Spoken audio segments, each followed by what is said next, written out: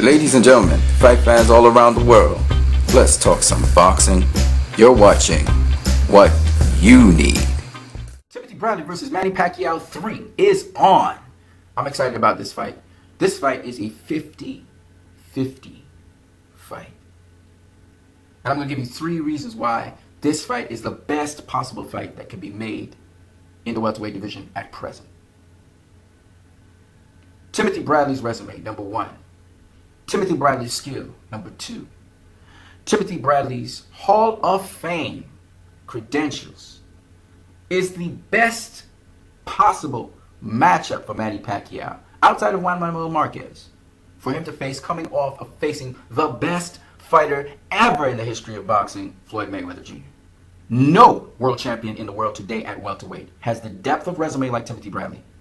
And no welterweight champ right now has the diversity of skill sets as Timothy Bradley. I am of the school that he did beat Manny Pacquiao the first time for the same reason that Manny Pacquiao beat him for the second time. They came on late and finished strong. Some people say, oh, Manny Pacquiao is facing Timothy Bradley again. We want to see somebody new. Who are the new people we're talking about? We're talking about Amir Khan. What has Amir Khan done to allow him to face Manny Pacquiao that Timothy Bradley hasn't done?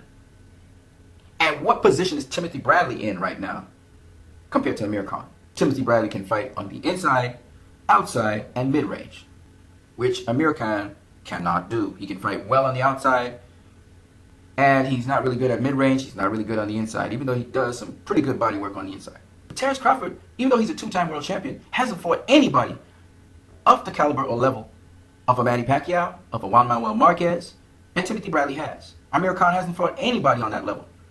Adrian Broner hasn't fought anybody on that level. Well, okay, he fought Marcos McDonough and Antonio DeMarco. Timothy Bradley has regained the WBO title after losing it to Manny Pacquiao. A true champion can take a loss and bounce back. Manny Pacquiao lost his title to Timothy Bradley and regained it by beating Timothy Bradley. A true champion can take a loss and bounce back. We're talking about 2 future Hall of Famers and 2 true champions facing each other. There's no better fight coming off of a Mayweather loss than this fight, facing a world champion who's proven himself, has a depth of resume, and has a skill set that is better than the skill set of any other world champion in the world in his division today. Finally, people saying, oh, well, these 2 are going to go a 3rd time, and on top of that, Manny Pacquiao's not in his prime anymore. Timothy Bradley, he's on the downswing. Listen to what George Foreman had to say concerning Manny Pacquiao facing Floyd Mayweather and it being 5 years too late.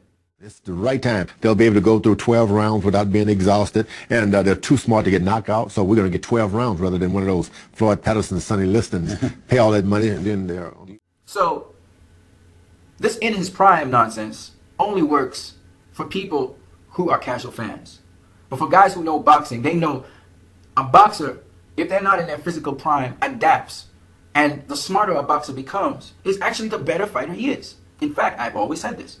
The older Floyd Mayweather, just like the older Michael Jordan, would beat the younger Floyd Mayweather because he's not as savvy. He's not as smart as the older Floyd Mayweather is. Same thing with Michael Jordan. The older Michael Jordan would bomb 3s on the younger Michael Jordan.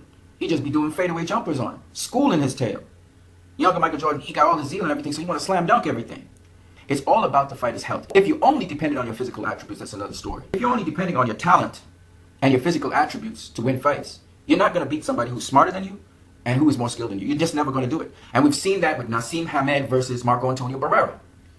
We've seen that with Roy Jones Jr. versus Antonio Tarver. That's all I got to say. You guys have a great one.